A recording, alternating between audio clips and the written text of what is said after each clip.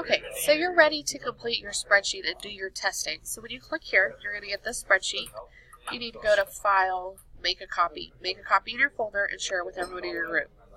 When you first come, you're going to be on this page here, and the instructions are right here in this tan part. I also have the instructions posted right here on this link, which takes you over here and tells you what to do. Determine the average range of the projectile. Use a spreadsheet. So you come over here, average range right here, and it tells you what to do. You're going to launch 10 times at a fixed firing angle of 30 degrees. So set it at 30 and shoot 10 times and record your numbers here. Notice that it says to record in decimal feet. That means not feet and inches, just decimal feet. So let's look at what that looks like if you forgot. So let's say I measured a shot and it was 12 foot, 4.5 inches. So what I need to do is change these inches over to feet. So first I want to change the inches to 4.5 inches. Then, how many inches in a foot? Well, it's 12 inches in a foot, so what I need to do is divide this by 12. When I do that on my calculator, and I'm just dividing the inches by 12,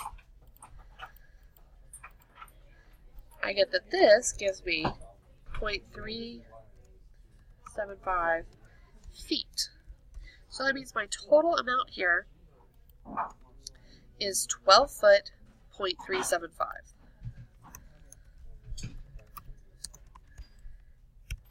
Do note that this is not 12.45. This is the answer here.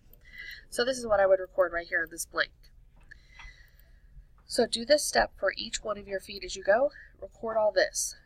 Do not change these parts that are actually in the colored here in this green part. I have this already figured out for you, so this will calculate the average for you already. The next step on the instructions says, now determine the actual range of the projectile at various firing angles. That's the next tab on the spreadsheet right here.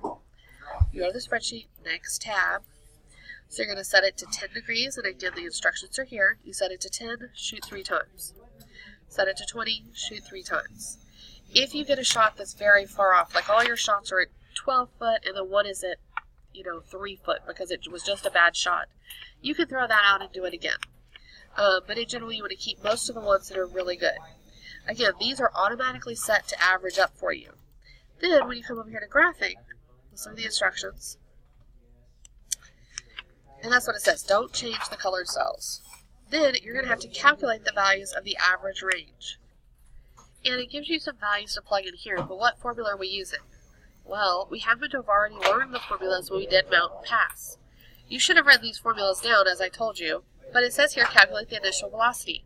That's this one right here, initial velocity. This is the formula you're going to need. Now this time we're working in feet and seconds, so G is going to be this that you plug in for G. And we're going to have our firing angle for theta and our initial velocity, and the range is the x that goes there.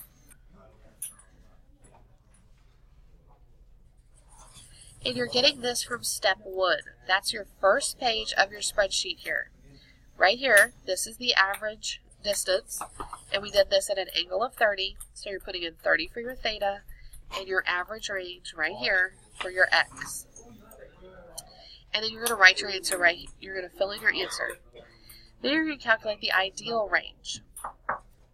So now we're going to calculate the ideal range. So range is x, so we're going to be using this formula right here. We now have the initial velocity that we calculated right here. We have g, that's this one right here. And you're going to plug in each angle. So we're going to be plugging in here on our spreadsheet, our third tab over.